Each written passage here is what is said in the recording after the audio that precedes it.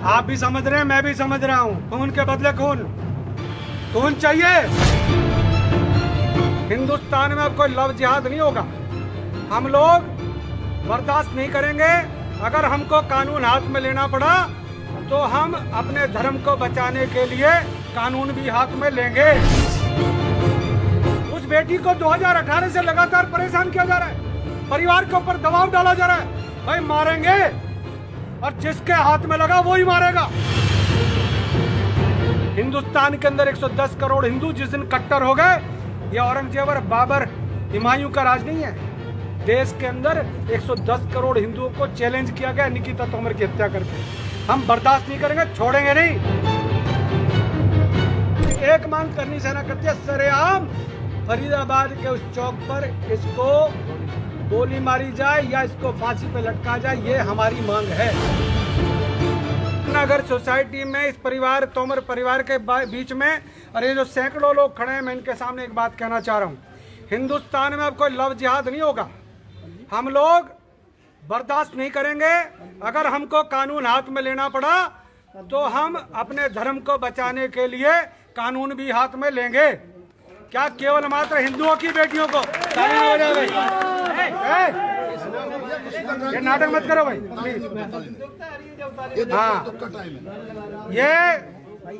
ये बच्ची इधर उधर भागती रही, वो हरामजादे उस बच्ची को किडनैप करने के लिए जिस प्रकार की हरकतें सीसीटीवी कैमरे में नजर आई, क्या ये वही कांग्रेस का समर्थित परिवार है? आज राहुल गांधी, सोनिया गांधी के विषय में ज्यादा बात नहीं करना चाहता, परंतु जिस परिवार का हरियाणा में गृह मंत्री रहा हो, वित्त मंत्री रहा हो, आज उस परिवार को शर्म नहीं है? उस बेटी को 2018 से लगातार परेशान किया जा रहा है, परिवार के ऊपर दबाव डाला जा रहा है। भाई मारेंगे और जिसके हाथ में लगा वो ही मारेगा। हम लोग कब तक अपनी बेटियों को इस प्रकार से लव जिहाद के लिए उनकी कुर्बानियां देते रहेंगे? मैं बहुत दुखी हूं, मैं ही नहीं, पूरा देश दुखी है। निकिता तोमर के लिए जो चैनल इस मुद्दे को उठा रहे हैं, मैं उनका धन्यवाद देता हूं, परंतु ये मुद्दा देशव्यापी मुद्दा है। पेरिस के अंदर, फ्रांस के अंदर जहां कट्टरवाद है, हिंदुस्तान के अंदर 110 करोड़ हिंदू जिस दिन कट्टर हो गए, ये औरंगजेब और बाबर हुमायूं का राज नहीं है। देश के अंदर 110 करोड़ हिंदुओं को चैलेंज किया गया निकिता तोमर की हत्या करके। हम बर्दाश्त नहीं करेंगे, छोड़ेंगे नहीं। लव जिहाद का कोई भी मामला हिंदुस्तान में कहीं भी नजर आया, और मैं तो मांग करता हूं प्रदेश के मुख्यमंत्री से, प्रदेश के गृह मंत्री से, कि उत्तर प्रदेश के अंदर योगी सरकार जब निर्णय कर सकती है तो मैं हरियाणा के यशस्वी मुख्यमंत्री और दिग्गज गृह मंत्री अनिल विज से मांग करूंगा, इसका भी फैसला जल्द हो। देश की भावना को समझे, प्रदेश की भावना को समझे। हमें खून के बदले खून चाहिए। हमें निकिता ने जो अपने धर्म को बचाने के लिए अपनी कुर्बानी दी है, इन नालायकों, देखिएगा जो रिवॉल्वर जिससे हत्या की गई है, उस जो रिवॉल्वर को उपलब्ध कराने वाला इस्माइलुद्दीन, इसका मामा, जो भौंडसी जेल में बंद है, और जिसने रिवॉल्वर दी वो, और उसके साथ जो यहाँ इस षड्यंत्र में बैठे हुए हैं। अभी तो 3 गिरफ्तारी हुई हैं, अभी 30 गिरफ्तारियां और होंगी इस मामले में, क्योंकि 2018 में जिस प्रकार से इस परिवार के ऊपर लड़की के, निकिता के पिताजी खड़े, ब्रदर खड़े, पूरी बिरादरी खड़ी है, जिस प्रकार से दबाव डालकर 2018 में फैसला कराया गया। मैं धन्यवाद देता हूं कि 2018 से इसकी जांच एसआईटी कर रही है, परंतु एसआईटी के अंदर एक और व्यक्ति की मांग परिवार कर रहा है। मैं प्रदेश के मुख्यमंत्री और गृह मंत्री से मांग करता हूं कि उस एसआईटी के अंदर एक व्यक्ति को और बढ़ाया जाए।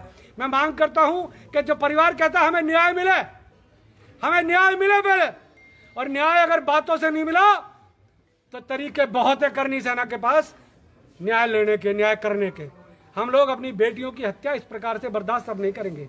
लव जिहाद, कोई अब्दुल बनकर राहुल बन जाता है, कोई तौसीफ बनकर, अंकुर बनकर अपना फेसबुक पर आईडी बना लेता है। इस प्रकार की गंदगी आज ना कोई मौलाना बोल रहा है, ना कोई मौलवी बोल रहा है, ना सोनिया प्रियंका वाड्रा हाथरस की तरह ड्रामा कर रहे हैं। ये क्यों चुप है?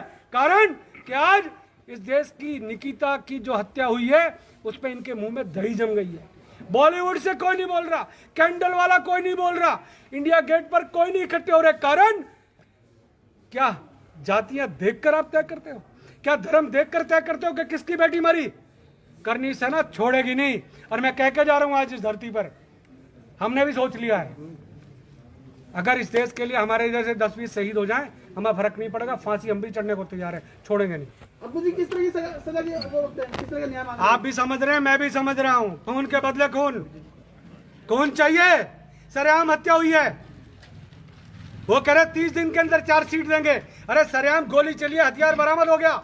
अब तो तुरंत मैं मुख्यमंत्री से मांग करता हूं, गृह मंत्री जी से मांग करता हूं, विधायक खड़े हैं फरीदाबाद के नरेंद्र जी, मैं इनसे भी अनुरोध करूंगा मुख्यमंत्री जी से कहें कि हमको फास्ट ट्रैक कोर्ट में जल्दी से जल्दी न्याय दें। और हरियाणा में एक ऐसा निर्णय जल्दी है, और निर्णय के अंदर एक मांग करनी सेना करती है, सरेआम फरीदाबाद के उस चौक पर इसको गोली मारी जाए या इसको फांसी पे लटका जाए, ये हमारी मांग है।